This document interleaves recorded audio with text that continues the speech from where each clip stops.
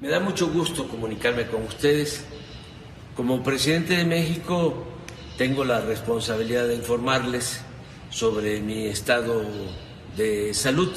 Ya lo hice, pero de todas maneras, como han habido especulaciones, es importante decirles que estoy bien.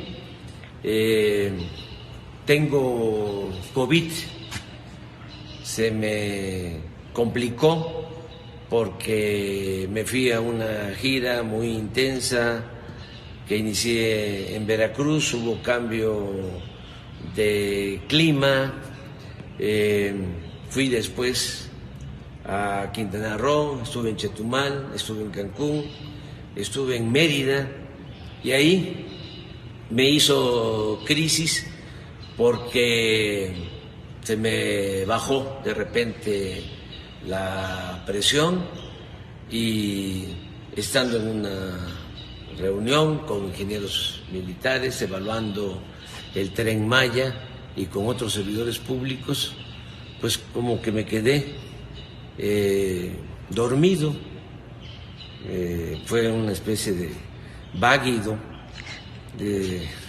hablando coloquialmente, y llegaron de inmediato pues los médicos y me atendieron.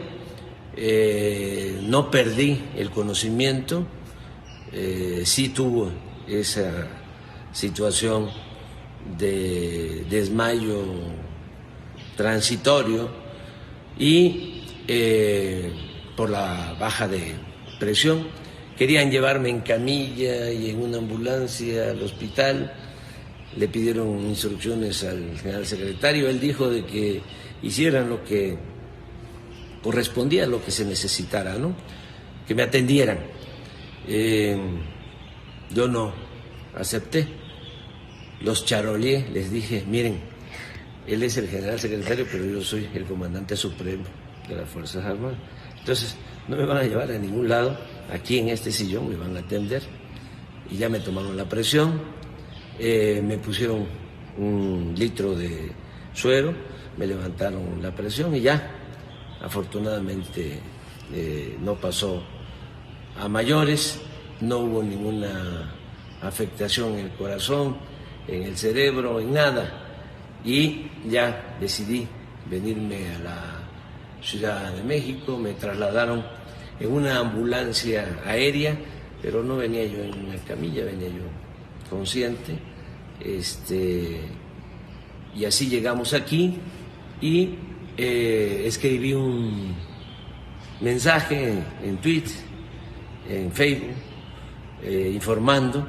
Sin embargo, pues empezaron las especulaciones, porque pues mis adversarios tienen mucha imaginación y es como decirles ahora, aunque lo tendría que estar repitiendo, decirles, muerto, que tú matáis o que vos matáis, goza de cabal salud, porque han dicho muchísimas cosas, ¿no? De que me dio un derrame cerebral, de que aquí en Palacio están médicos especialistas de cardiología del Hospital Militar, y no es así. Afortunadamente estoy muy bien, estoy trabajando, ya escribí 2 borradores en estos días de 2 discursos, el del día primero, el Día del Trabajo, y el discurso que voy a pronunciar el día 5 de mayo en Puebla, con motivo de la batalla de Puebla. Estoy bien, me están informando de lo que está sucediendo en el país. Afortunadamente las cosas están marchando en lo económico, el peso sigue fuerte como nunca en 40, 50 años. Es la moneda que más se ha fortalecido en el mundo, que más se ha revaluado, que no ha tenido ningún problema. También es muy buen dato el del día de ayer, antier, de que está bajando la inflación y sigue creciendo la economía, sigue habiendo empleos, se están aplicando en todo el país los programas de bienestar. Estamos avanzando también en garantizar la seguridad pública, está bajando la incidencia delictiva, en fin, vamos bien, estamos bien y de buenas. Y bueno, yo creo que el Creador y los deseos que tenemos de vivir nos van a permitir terminar nuestro mandato. Aquí estamos en este recinto, en esta intendencia. Aquí fue donde mantuvieron preso 4 o 5 días al presidente Madero, al apóstol de la democracia, un hombre bueno que fue víctima de una pandilla de rufianes. Y cuando llegamos aquí, creamos pues este museo, se llama Intendencia de la Traición. Miren, tratamos de reconstruirlo, hacerlo como estaba en esa época, en ese tiempo. Aquí estuvo con José María Pío Suárez, vicepresidente de la República, caballero de la lealtad, tabasqueño, de Tenosique, Tabasco. Aquí estuvieron y aquí lo sacaron por órdenes de Huerta para asesinar a los dos de manera cobarde, cerca de Lecumberri. Bueno, él padeció mucho de la prensa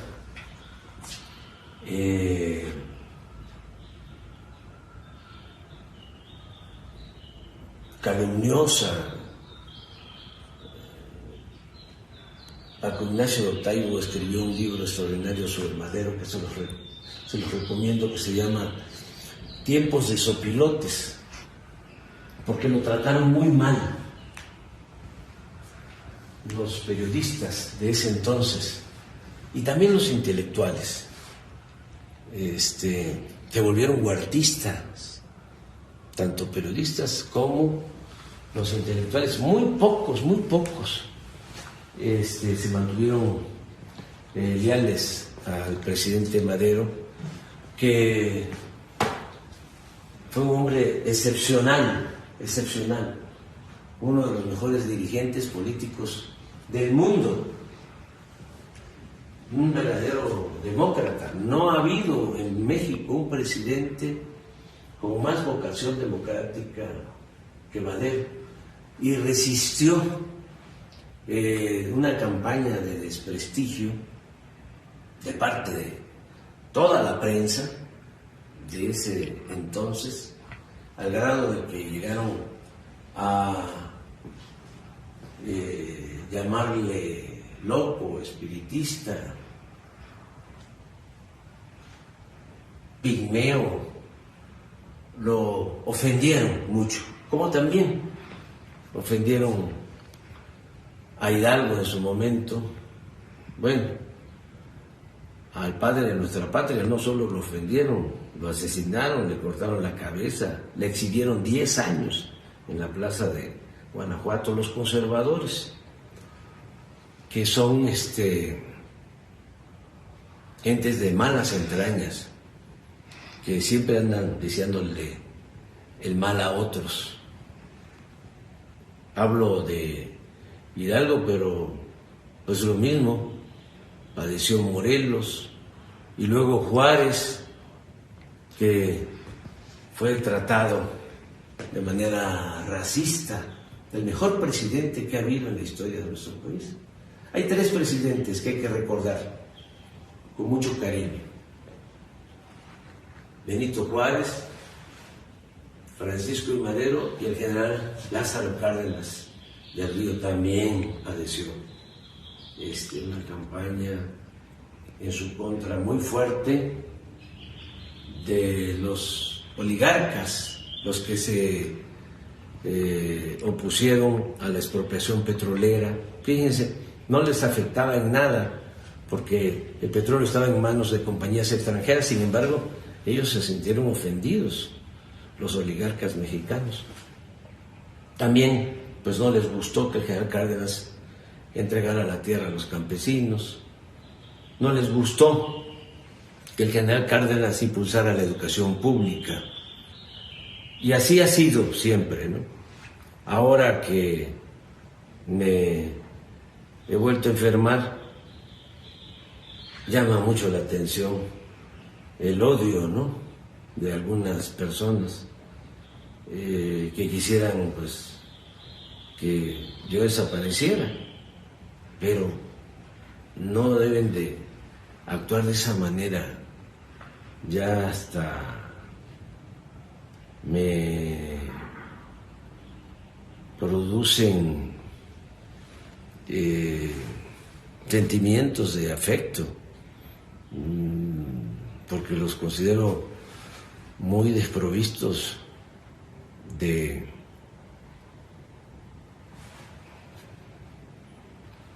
buenos sentimientos, los veo muy solos, muy vacíos, con mucho odio. No deberían de pensar así. No hay que desearle mal a nadie. Hay que aplicar el principio del amor al prójimo. Y sí, es impresionante, ¿no? Unos que dicen, ante la falta de información, lo que se sabe, Alarraqui, por ejemplo, un comentarista dice, supe por la hermana de un médico militar que atendió al presidente, que padece de una embolia, de un infarto cerebral. Tengo otro informe parecido, de gente que está hablando de eso. Luego Riva Palacio igual, sí le dio COVID, pero también tiene un derrame cerebral y lo están atendiendo muchos médicos. Y así, y otros hasta quienes ya me dieron por muerto. Me acuerdo mucho de Charrasca. Antes se usaban, para resolver las diferencias, se usaban los duelos. Hubieron duelos muy famosos, por ejemplo, el abuelo de Octavio Paz, Irineo Paz, que era periodista, fue director del periódico Patria, y fue un liberal, luchador, de mucha pasión. Entonces entraron en diferencias con un hermano del maestro Justo Sierra, y entonces se retaron a duelo y se nombraban padrinos, y Ireneo Paz mató en el duelo al hermano de Justo Sierra, del maestro Justo Sierra, el maestro de América, secretario de Educación en la época de Porfirio Díaz, además mecenas, impulsor de poetas y de grandes escritores de esa época, ¿no? Bueno, pero hay otro caso de un duelo en Peralvillo, donde a un personaje llamado o conocido como Charrasca, lo retan a un duelo y él nombra a su padrino y el otro pues también nombra a su padrino, definen la hora, el día, y el caso es que no se presentó Charrasca a la hora y el día y al día del duelo. Y le dijo al padrino, tú les dices que no me voy a presentar. Y y es muy chistoso porque el padrino de Charrasca le dice a los otros, ¿no?, al del duelo y a su padrino, dice Charrasca que no se va a presentar y que lo den por muerto y que vayan y ya, y los insultan, ¿no? Entonces, a mí me han dado por muerto varias veces. Fíjense que en política me ha ayudado mucho el que me han dado por muerto. Después de que nos hicieron el fraude, de que nos robaron la presidencia en el 2006, que vino ese sexenio tremendo de García Luna, ya se pueden imaginar. A mí me dieron por muerto, porque decidí recorrer todos los pueblos de México. Entonces, me reunía yo con 10, 20, 30, 50, 100 gentes. A Calderón le preguntaban qué hacía yo, y decía, pues ahí anda, en los pueblos, se reúne con 3, 4, 5 gentes. Me dieron por muerto, me salvé. Y así, trabajando en las comunidades, en los pueblos, en los municipios, construimos la organización que nos llevó a la presidencia para transformar a México. Este es un movimiento que se ha hecho con mucho sacrificio, con muchas fatigas, desde abajo y con mucha gente, a las que admiro y a las que respeto y a las que quiero mucho. Unos ya se nos adelantaron y a ellos es a los que les dedico esta plática ahora que estoy con COVID. Que no se preocupen, que estoy bien y que vamos a seguir luchando. Ya saben cómo somos de perseverantes. Nos falta todavía un tiempo y van a hacerse muchas cosas, muchas bellas cosas en beneficio del pueblo de México, de nuestro querido pueblo de México.